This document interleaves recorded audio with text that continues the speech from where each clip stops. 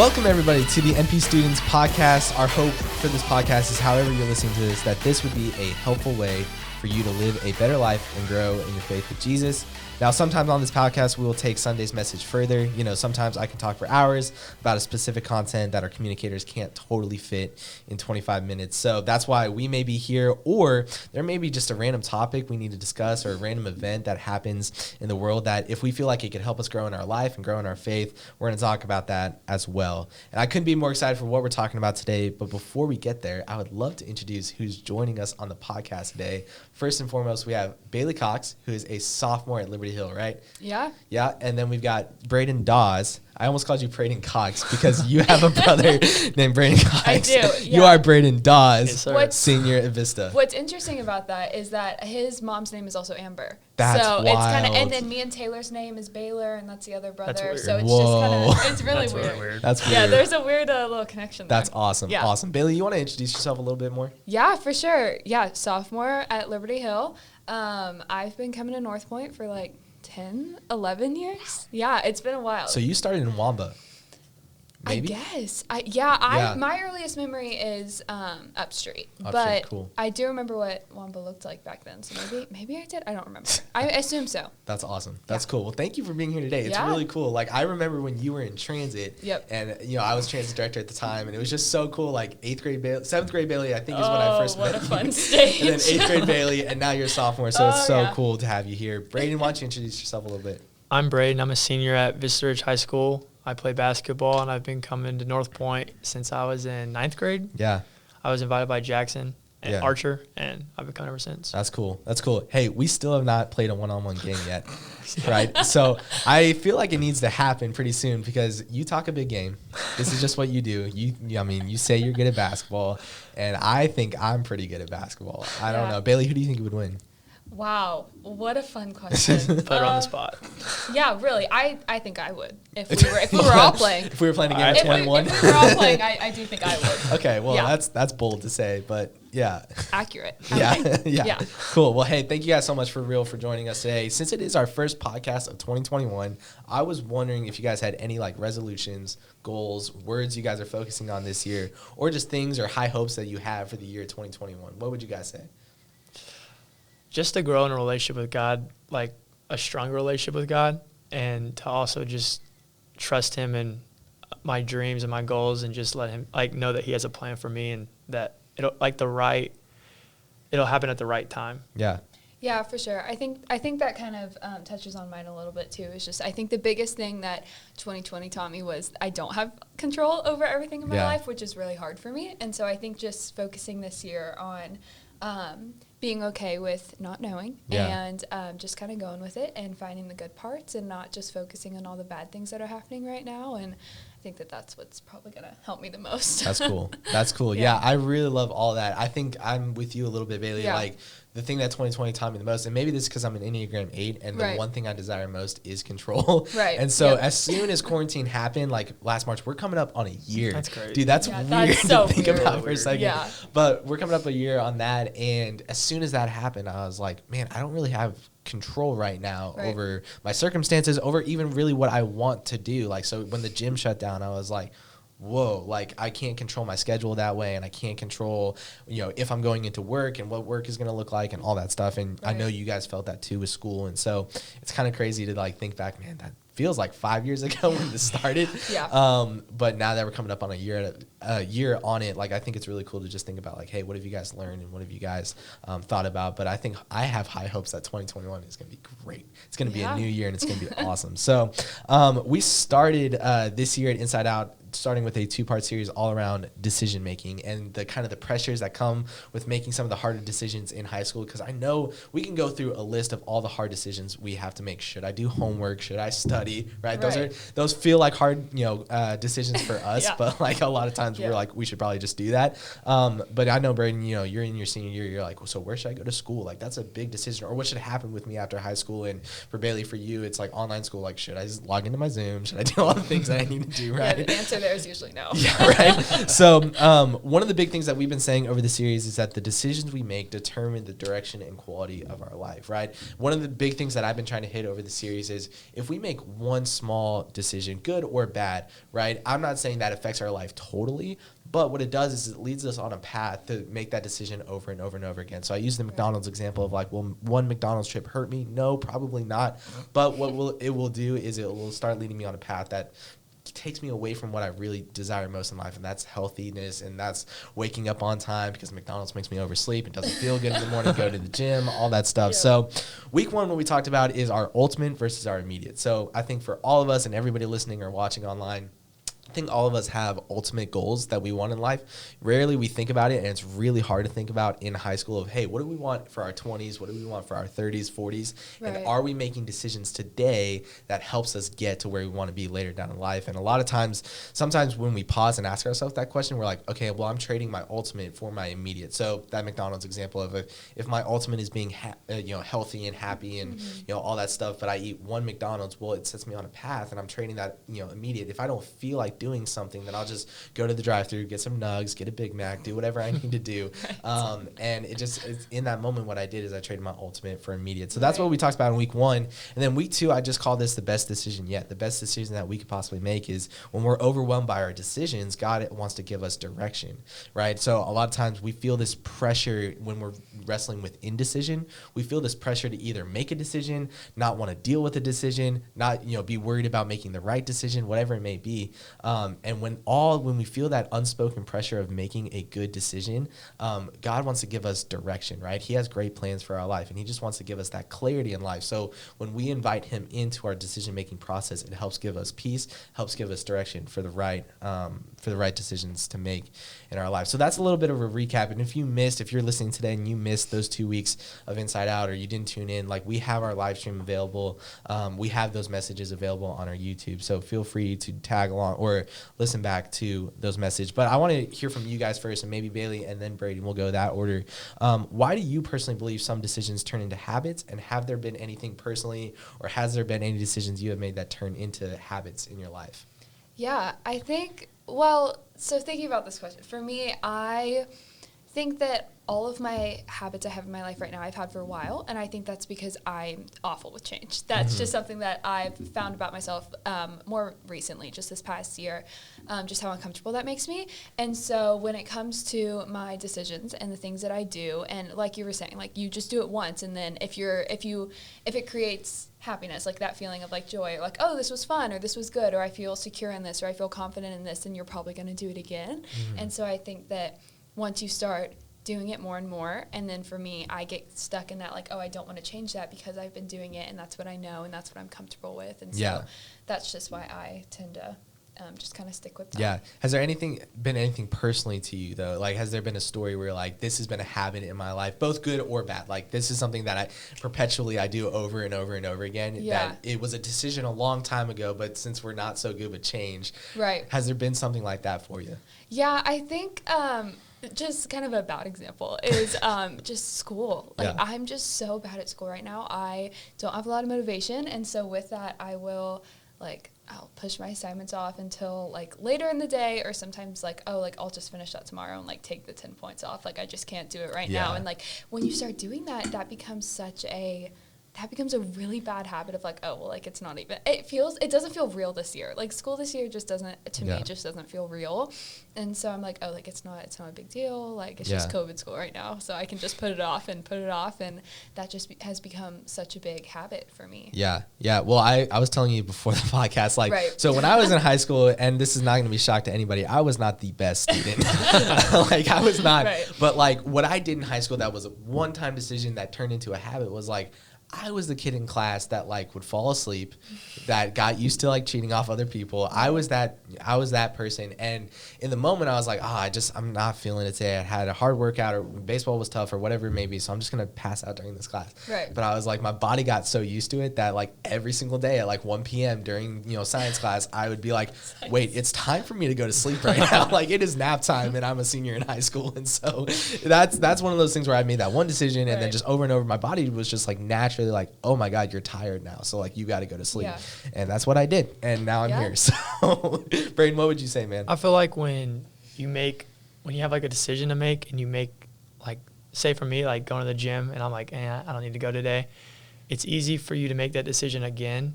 And that becomes a habit. Like it's like a domino effect. It's easier to make that decision every time.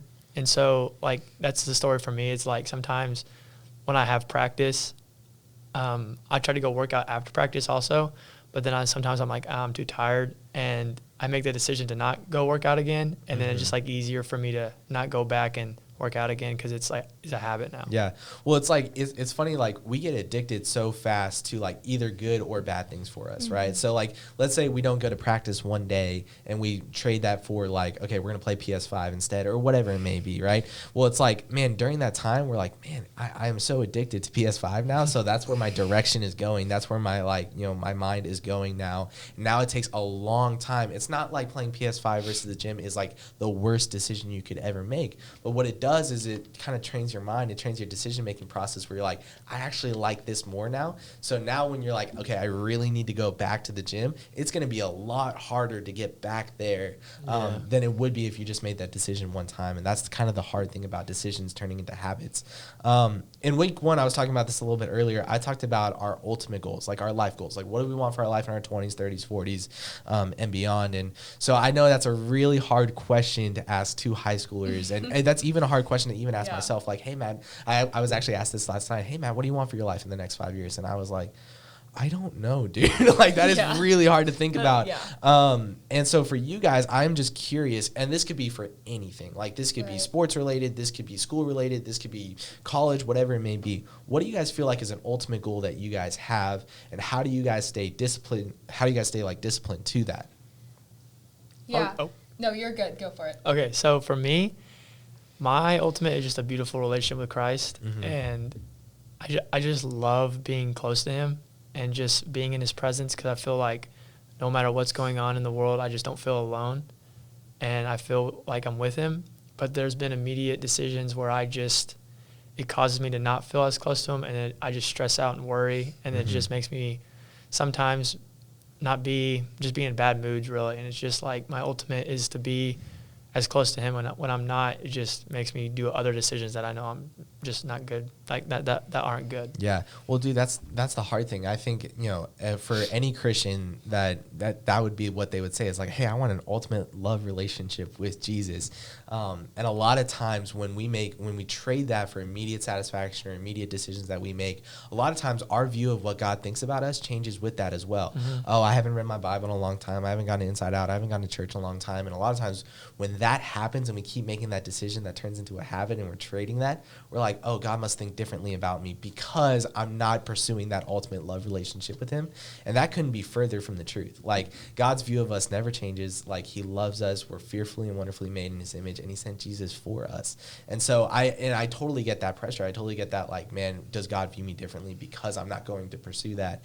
And that couldn't be further from the truth. But that's like really interesting, like some of the immediate things that we trade for that. Bailey, what would you say? Yeah, for me, it's a hard question. I know that, I'm not going to college for basketball or, I could, don't get me wrong. I'm just not, my basketball skills. We've been doing this podcast for 10 minutes now. This is the second time that you've thrown out basketball. It's like, we have to play. We have to play. People see this. Okay, I can't play basketball. I can play football. Okay. That is my thing. I can throw a football, I will admit. Okay. Yeah, that's about, I can't do any other sport, Cool. but I can throw a football. Cool. Yeah. I would say that for me just right now, I've never really been into sports. I don't have something right now I feel like I'm just like really trying to pursue, like, which is kind of hard for me because I don't know like what I want to do. I don't know what I'm kind of like, I'm still trying to find like what I want to work towards. And so I think for me right now, the biggest thing is school. Like that's the biggest thing in my life right now that I have to like tell myself like, oh, like you need to do this, or like you need to put effort into this or put time into this. And I think that regardless of what I want to do after high school, because I genuinely have no idea, I need to set myself up well for that by like doing school. And I think some of the things that gets in the way of that, whether that's like friends or TikTok, or just like little things in the moment where Yeah. it's like, oh, I could so just skip out on this assignment and just go hang out with my best friend, or I can so just watch TikTok for like an hour and Yeah. just not do my homework. Yeah. And then, That's got to be one of the hardest things right now for Right. any student. Like, not even, there's an accountability aspect going to a physical building, and you know your teacher's in the room and like other classmates are there, and you have a schedule for the day, and like, so I don't know if this is the same for Vista and Liberty Hill, but I know for you, like, you get your assignments posted and you just Yeah. have to finish them by midnight. Yeah. And I know you have like set classes too, but like it's very much like a, hey, just get all your stuff done it by done. midnight. Yeah. Where for me as a student, I feel like I would be very bad at that, because it's like almost that accountability piece is gone. So Yeah. I completely understand that. And there are a million things that can distract us. Yeah. And we can trade that ultimate for immediate in those moments. But yeah, I totally understand that. I want to know, so what I talked about this past Sunday is I talked about when we're wrestling with indecision, when we don't know what the right decision to make, or we don't know if this is the best and healthiest thing for us, we usually go to people for advice. Like that's got, you know, we have our group of people, we have our friends, we have our parents, whoever it may be, to help like decipher, is this the best thing for us? And I'm just curious for you guys, it could be the same people, it could be different people, but like, who do you usually go to for wise advice in your life? Yeah, I think more recently I found when I was younger, and I think kind of like last year, it really changed for me, but I would always go to like a small group leader or someone older than me.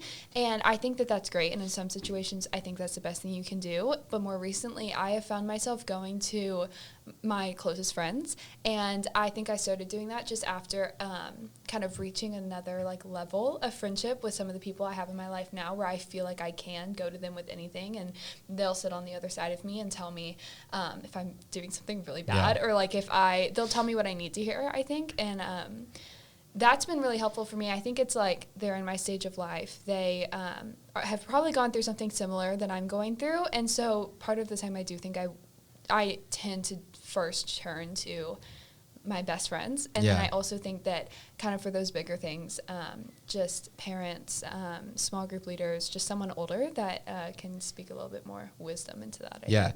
It's really cool to like hear that, especially with the friends aspect. Like, surround yourself with people who tell you what you need to hear rather than what you want to hear. Right. Like, even if you have people in your life who tell you what you want to hear, it doesn't mean that they're a bad friend, but it really does take a wise person to be objective and speak truth into your life, especially if they're the same age as you. Right. And be like, Bailey, hey, like, I'm going to just tell you what it is. And I'm going to say like, hey, this is not wise for you, or it is, like, you know, those types of things. And so I think it might be uncomfortable in the moment, or you might feel mean, like, oh, I'm being a bad friend if I don't tell them what they want to hear. But I think that ultimately that's probably one of the most loving things you can do for them in the moment, is just like, hey, honestly, like on the other side of you, like this is what it looks like, or like this is what I'm thinking right now, and I love you and I support you, but I just like want to help you. And so if that's what it takes to help them, I think that's what you have to do sometimes. I think it's super unique that you just said that too. It's actually one of the most loving things to do to another person is to tell them the truth sometimes. And sometimes we feel like it's the loving thing to do to not do that. Protect their feelings. And all that stuff. But if you have a friend in your life who you know they're not making the healthiest decisions, you know they might be going down a bad path, they might be trading their ultimate for immediate, whatever it may be. One of the most loving things to do is actually be like, hey, like, this may not be the best for you. And me as your friend who loves you, like, I feel like the need to tell you that. And I think that's a big misconception a lot of times, is like, oh, the loving thing to do is just to not talk about it, or the loving thing to do is just to be like, hey, I support you in whatever decision you're making.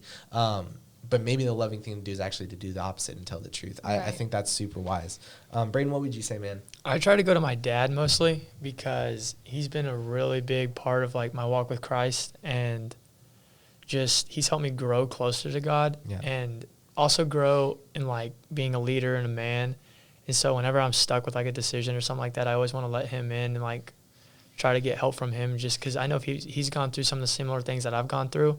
And so just to have like a role model that's older than you, and he's also my dad, just helps a lot for me. Yeah, it's unique, the role of a parent, especially during high school. I know for me personally, I was very bad at going to my parents for advice. I was very much like, I shut them out. I felt this need to like handle my business my way. And I think it's super unique to have a relationship with your parents or your legal guardian, whoever it may be, that can speak truth into your life because they've walked in your shoes before. Whatever it may be, whatever emotion you're feeling, whatever whatever situation you're going through, odds are your parents have possibly gone through that before. And so getting their objective advice of like, hey, here's what I'm going through. Like, here's the decision that I'm wrestling with. Here's this indecision that I'm facing, and I'm feeling this pressure. So what would you have me do, right? What would be the right thing for me to do? In here and deciphering like, is that the best decision for you is really good. Yeah, and sometimes I think it's even good too with that to have them tell you like that you get kind of reassurance, I think, in some situations where if you're like struggling with something to do or you're struggling with the decision or maybe you just can't decide, I think it's really good to have someone on the other side of you like, hey, like, I support you, like, no matter what you do, or, like, I love you no matter what you do. And I think that sometimes going to a parent or someone close to you that you trust can really help you in that. And I think that even that just makes whatever choice or whatever thing you're struggling with feel a lot lighter just because you know that you're going to have someone there with you. Yeah. I know for me too, we're kind of going off track of questions. That's fine though. I know for me too, when I'm wrestling with like a lot of indecision and I have a really big decision in my life that I feel like if I go one way and I can't see the future beyond that decision or beyond that yes or beyond that no, or I can make the complete opposite decision and go the other way. Right. What really helps me is the support system. Like even if I just grab somebody's ear for a second and I can just talk about everything I'm wrestling with, that helps me be at least like people can understand me a little bit more. But the support system in my life, knowing that I have people in my life that love me unconditionally, so that regardless to what you were saying, like regardless of what decision I end up making, they support me no matter what. I know it was not an easy conversation for me to be like, Mom, Dad, I think I want to go full-time in ministry, because my parents, like they had some rough relationships with the church, and my sister doesn't engage in church. And so it was like one of those things where it's like, hey, I'm coming home from school and I think I want to go full-time in ministry. And I just was trying to put myself in their shoes like, what? Like what you already, but their grace in that conversation, their ability to just have that conversation with me and just be like, hey, is that what you want? Is that your ultimate? Is that what you want to do? And go work very hard to go make that a reality. And so, and just having that support system. So my advice for all of you guys out there is like, I'm sure you have that support system out there. So really like identifying that. And it's the people who tell you what you need to hear. It's the people who will love you unconditionally with the decisions that you're making. I think that's really helpful. I want to hear from you guys.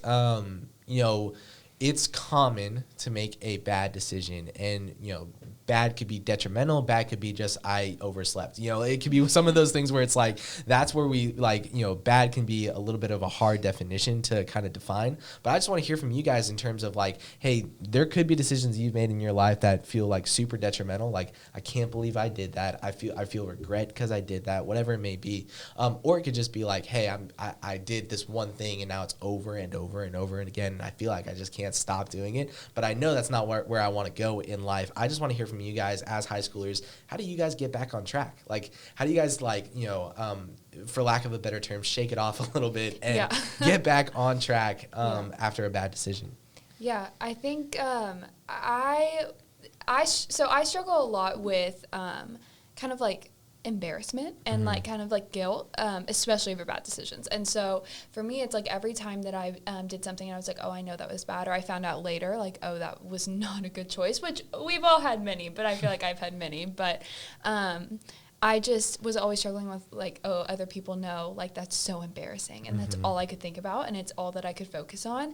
And I think what's kind of helped me through that a little bit is I've had to remind myself, well, first of all, like nobody's perfect. Just quick Hannah Montana moment. Like but nobody's perfect. But then also just a little deeper than that, just that if I look at every bad decision that I've made in my life, I don't think I would change any of them. I think that we'll make choices and they'll be good or they'll be bad. And I think regardless of what happened or regardless of like how big it was, like you learned something, whether it was good or bad. But I think specifically bad ones, it's like you'll do it. You might get consequences for it, and then you learn. And you might do it again, or it's like kind of like a negative like reinforcement. Like you just kind of have to take the consequences, and then you'll learn not to do it. Yeah. But I also think it just kind of makes you. It just makes you better. I think it's like a little bit of like character, just like building character, just you learn from it. And I don't think looking back I would change any of the choices I made just because that's what kind of got me to where I am. There is a healthy guilt associated sometimes with the bad decisions we made. Sometimes, sometimes we can take guilt to another level and like wrap our identity in all the bad decisions that we've ever made. But if I eat a patty melt, which I did the other night, if I eat a patty melt, there's a healthy guilt in terms of like, did I need to spend that $10? Did I don't feel well about myself. This is probably not the feeling I want to feel, but in the moment, oh my gosh, the Whataburger patty melt, side of cream and pepper sauce, one of the best things ever created. But I'm going to pause on that. It's some of those things where there's a healthy guilt sometimes in the bad decisions we make, right? So when we do something we probably know we shouldn't have done, right? Said something to someone, texted someone, reacted in a moment, whatever it may be, whatever that bad decision is, there's a healthy guilt that's like, there's something there's that tension where it's like, I probably shouldn't have done that. I probably should have waited. I probably should have invited God into my decision-making process. I probably should have been like, was that the right and healthiest decision for me? So sometimes like that is where health kicks in, where the unhealth of guilt kicks in is, well, now I'm defined by the decisions I made. Now I'm just like, I am blank. I am the person who oversleeps. I eat all the patty melts, so now I'm just going to go do that because that's who I am and that's what I identify as. And so a lot of times that's where the unhealth of guilt kind of gets in. Braden, what would you say? For me, it's just going to God in prayer and just talking to him, because we're all sinners and we all fall short of the glory of God, but he's so rich in mercy and like forgives us like all the time and every time. And for me, just talking to him and just getting that peace in my heart, that helps me get back on track and just it helps me know that I'm not defined by my mistakes, and it helps me like move on and leave it in the past and just go towards the path that God has laid out for me. Yeah. One of my favorite verses is Romans 5:8. While we were still sinners, Christ died for us, right? And so I don't know what bad decision we're all making, right? But a lot of times when we make a decision and it's defined as sin, what's very comforting to me is to know not to justify my sin, not to say, hey, well, it doesn't matter because God already died for that. Jesus already died for that, and God loves me regardless. And what it is to almost repent and to be like, I'm going to go 180 degrees because I know what Jesus has done for me. So now to glorify him, I'm going to live in a way that respects him, to live in a way that honors him. But to know that I'm already forgiven for my past, present, and future sins, not to justify what I do, but to say, okay, because Christ died for my sins, I'm able to live in a way that glorifies him. I think that helps me a lot. And that actually leads us into our next question. How do we invite God into our decision-making process? Because I know for people who are tuning in, for whoever's watching, we all have different walks of life. We all have different backgrounds, and we all have different ways we relate to God. Some of us who are maybe listening don't even believe that God is real. So for us, like, what would be some baby steps? What would be some things that we could do to trust God in our decision-making process? Yeah, I think for me, well, just one of my biggest obstacles in that is, I think the best way I can describe it is like a little bit of a pride thing where I'm like, oh, like I'm okay, like I can handle it on my own, like I'm independent. I need to prove that I can show people I can do it on my own. And I think that that's where I have to really just be hard on myself and just like, hey, like, no, actually you can't do it on your own. So you really need to break down those walls and just like let God in and pray about it, and and that's how it is with getting advice from people too. It's just like really breaking down those walls to let people in, because that's the biggest thing I struggle with. Is like, hey, like I'm struggling with this and I need help. And I think whether that's with people in your life or just with praying and talking with God, I think that that's where I struggle most. And I think baby steps to kind of help that is just kind of like, I kind of open with that, which sounds kind of weird, but like when I'm praying, if I'm just really struggling with something, I'm like, hey, like this is hard for me to admit, but I'm just not doing good, or like I'm just really struggling with this and I don't know what to do. And just kind of like saying it out loud just to kind of like help like remind myself too, like, hey, like you don't know everything. You aren't going to be the only person that helps yourself. Like you need to let other people in, you need to let God in, and like that is ultimately how you're gonna grow and get through this, is just by letting God in. So I just have to like kind of say it and just kind of tell myself like, hey, you're being really dumb right now. Just let God in. Like it's that simple, and He's made it that simple for us too. Just like you can just pray and you can just talk, and you don't even have to have your filter up, because it doesn't matter what you say, He's still gonna love you. And I think that's probably the biggest thing that helps me. What helps me a lot too is to know that He's not shocked by anything I'm wrestling with. It's so weird. He so empathizes crazy. with my weaknesses. He knows exactly the indecision, the pressure that I'm feeling. And so to know that He wants to give me clarity, He wants to give me direction in my life, I think is so much more helpful, at least in my ability to just go to Him. Right. Knowing that like, hey, God wants the best for me. Like, that is the best for me, is what God has for me. So it's like, just even having that awareness, having that knowledge makes it so much easier to just go to Him. Braden, would you say anything different than what you said before about prayer? No, I was going to just say the same thing about prayer. Just like, and also prayer, and also just inviting Him into your heart and inviting Him into your situation, because it's hard for people to go through stuff by themselves. But when you have God, it's just like, you have the creator of the universe on your side.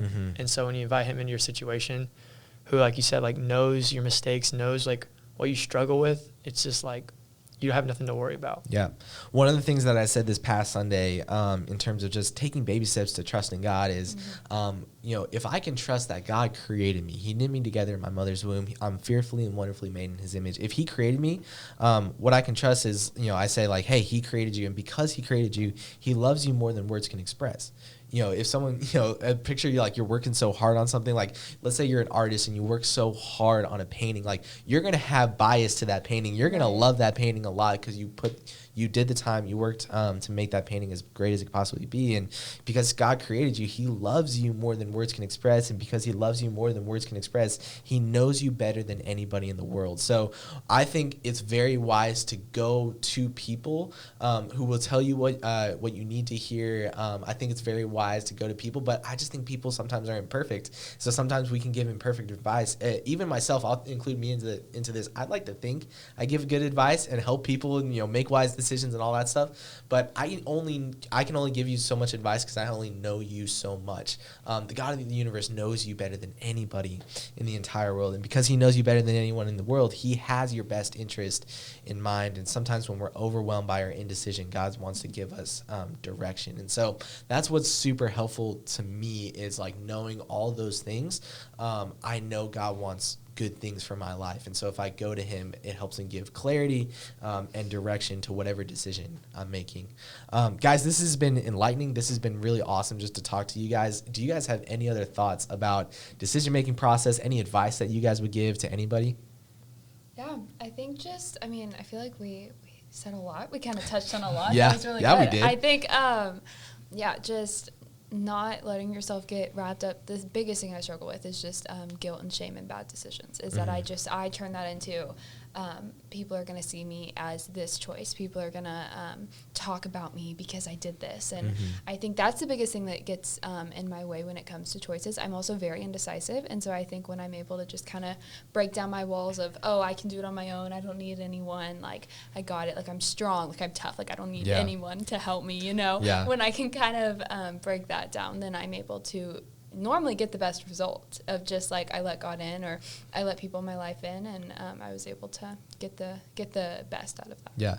I like what you said about guilt and shame too. Guilt says I did something bad. Shame says I am bad. Right. And I just think like a lot of times when we make the same bad decision over and over and over again, we wrap our identity in that. Right. And we just feel this overwhelming, immense shame that's like, I am bad because of the bad decisions that I'm making. Right. But when you place your trust in Jesus, you are redeemed, you are forgiven, you are loved more in that moment than ever before. And so I just think like when we wrap ourselves in that identity of like, I'm just constantly making bad decisions, so I am bad, that is not what God wants for your life. So I'm really glad that you said that. Braden, what would you say? I would say like, you're not your decisions that you've made, and you're not your failures, you're not your success. You are a child of God, and you are loved by God, and just don't let the enemy tell you any different. Yep, I love that. He's going to try to creep in too. The enemy will tell you lie after lie after lie about yourself. He will try to make shame at the forefront of your mind, especially after a series of bad decisions that you've made. And I love what you said. You're not the decision you made. You are a child of God. You are loved by Him